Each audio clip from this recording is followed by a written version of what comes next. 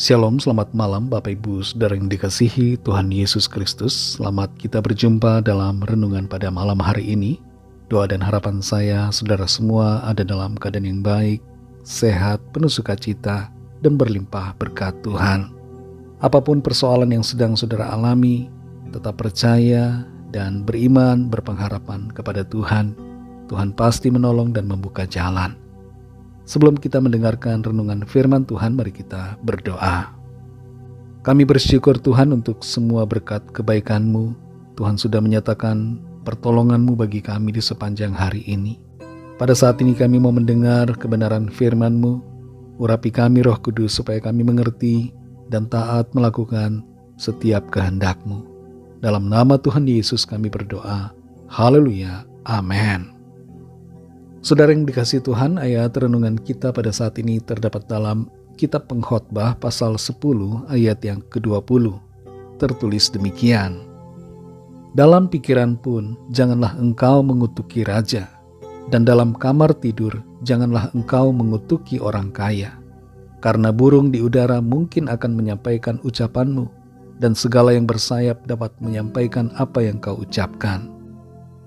Saudara yang dikasihi Tuhan, pikiran menjadi tempat tersembunyi yang tidak dapat diketahui dan tidak dapat dilihat oleh orang lain. Tapi pikiran merupakan tempat yang terbuka bagi Tuhan.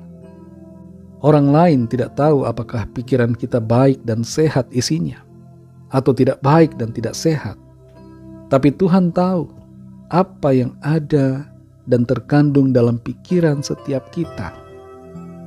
Dalam Pengkhotbah 10 ayat 20 ini dikatakan, dalam pikiran pun janganlah engkau mengutuki raja, dan dalam kamar tidur janganlah engkau mengutuki orang kaya. Karena burung di udara mungkin akan menyampaikan ucapanmu, dan segala yang bersayap dapat menyampaikan apa yang kau ucapkan. Raja Salomo oleh hikmat Tuhan dalam kitab ini memberikan suatu pengajaran hikmat untuk kita lakukan dalam keseharian kita berkaitan dengan pikiran. Disebutkan di sini, dalam pikiran pun jangan engkau mengutuki raja. Ini berarti bahwa kita harus memiliki pikiran yang bersih dari perasaan benci, kesal atau marah kepada orang lain. Membiarkan pikiran kita dikotori dengan berbagai hal yang buruk akan membuat keadaan kita menjadi tidak baik.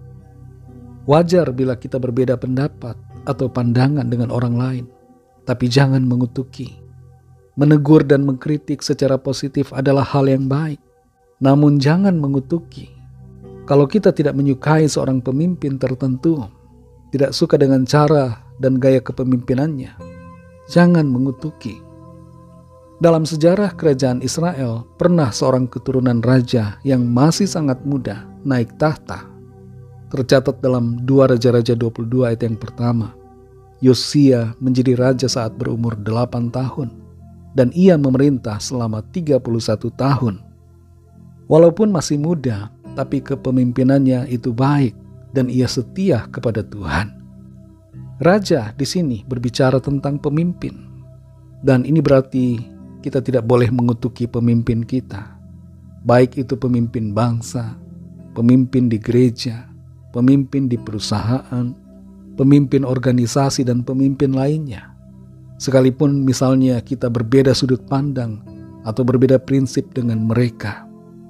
Dan di ayat ini juga dikatakan jangan mengutuki orang kaya. Terkadang ada orang-orang yang memiliki kebencian terhadap orang-orang kaya, para konglomerat atau pejabat atau siapapun, dan karena kebenciannya itu lalu mengutuki. Kita semua hendaknya menjaga pikiran supaya terbebas dari segala hal yang seperti demikian. Tuhan mau agar kita memberkati, bukan mengutuki.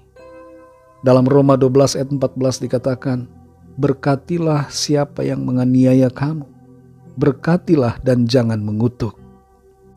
Orang yang menganiaya kita saja harus diberkati, apalagi orang yang hanya berbeda pendapat atau berbeda pilihan dengan kita, tidak boleh kita kutuki. Saudara yang dikasihi Tuhan, milikilah pikiran yang sehat dengan menyingkirkan segala bentuk kutukan sumpah serapah, dan segala macam bad wish atau harapan buruk terhadap orang lain. Mungkin saat ini saudara kesal terhadap seseorang. Saudara marah, begitu benci sehingga saudara mengutuki dia. Saudara mengharapkan yang buruk terhadapnya. Mari saat ini singkirkan semua pikiran yang demikian. Turuti kehendak Tuhan. Minta Tuhan bersihkan hati dan pikiran kita. Dan kita sendiri juga harus mau tunduk pada keinginan Roh Kudus, supaya pikiran kita terjaga dan sehat secara rohani, serta berkenan kepada Tuhan. Malam ini kalau masih ada pikiran yang tidak sehat pada kita, bersihkan itu dan buang semua pikiran yang tidak berkenan. Jadikan kebiasaan untuk memberkati orang lain. Kasih karunia Tuhan akan memampukan saudara dan saya.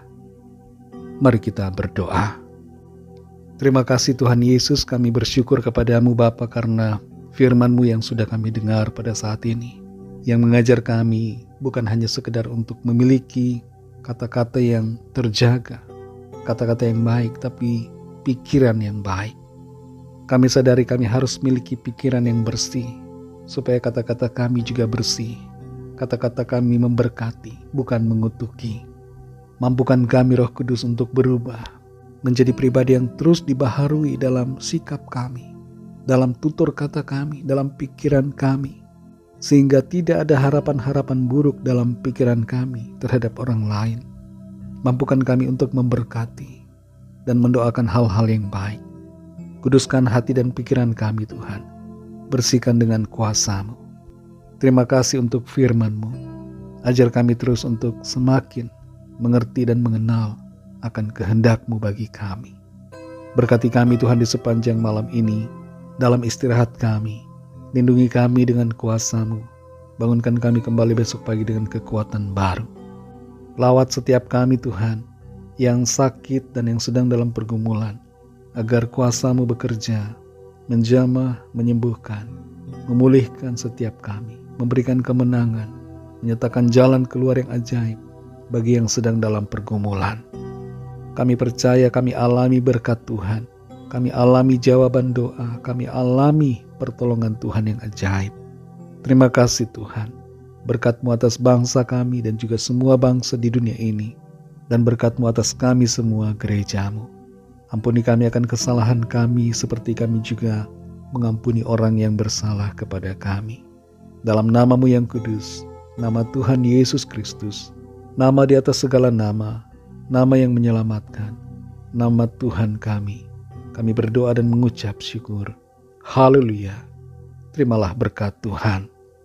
Tuhan memberkati engkau dan melindungi engkau.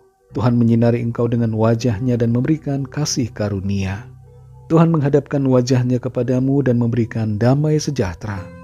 Berkat anugerah dari Bapa Sorgawi, kasih karunia dari Tuhan Yesus Kristus, dalam persekutuan dengan Roh Kudus, menyertai kita semua, sekarang ini dan sampai Maranatha, Tuhan Yesus datang kembali untuk menghakimi semua orang dan menyelamatkan yang percaya, dan sampai selama-lamanya. Dalam berkat nama Tuhan Yesus Kristus, haleluya, amin. Puji Tuhan, saudara yang dikasihi Tuhan, saya percaya firman Tuhan menjadi berkat dan kekuatan buat saudara semua, dan Roh Kudus akan menolong saudara untuk hidup dalam kebenarannya. Tuhan Yesus memberkati saudara semua. Sampai jumpa dalam renungan yang berikutnya. Haleluya.